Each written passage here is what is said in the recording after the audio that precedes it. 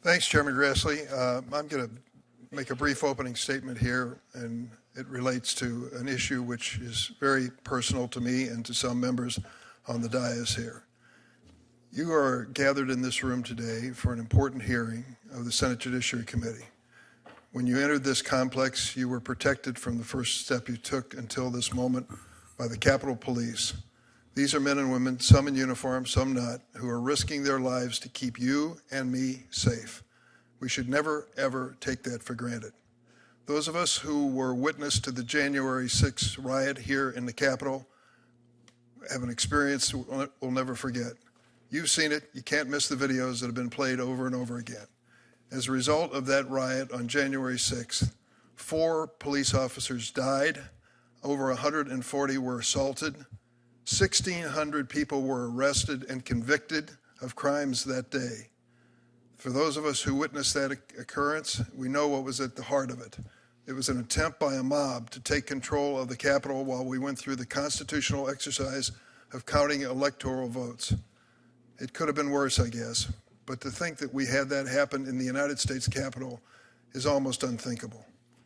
Imagine if you just heard the news that the House of Commons in Parliament in London had the door broken down and been overrun by a mob. You would have said to yourself, well, that's impossible. Not in London, not in England.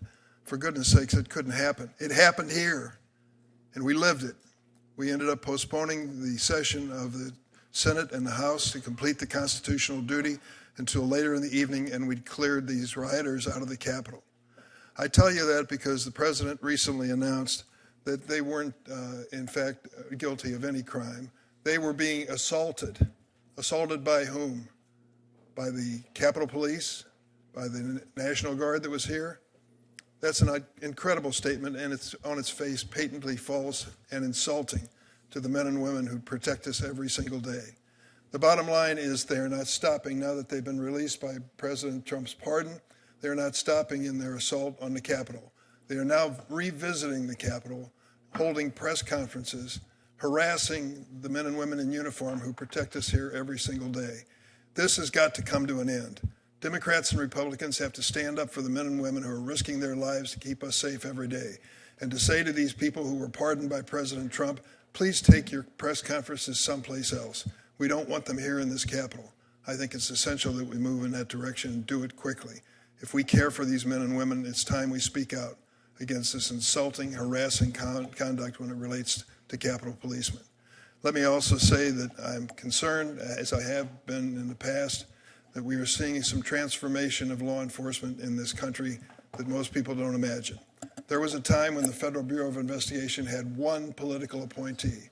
For 50 years, the director was the only political appointee, given a 10-year term and expected to be at least mindful of his or her responsibility under the Constitution. The choice that was made by this committee and the Senate and ratified by the President has now put a new person in charge, Mr. Patel. Mr. Patel is proceeding with this effort to cleanse the ranks of the FBI of people who could shown any conduct in the past disloyal to Donald Trump. Honest to goodness. That's the first time in history we've gone through this. And to think that we're going to see a politically loyal ranking in the Federal Bureau of Investigations is an embarrassment to this nation. And it's hard to imagine that's happening. Sadly, we're seeing the same thing happening in the military. I don't think that's going to be good for this country at all.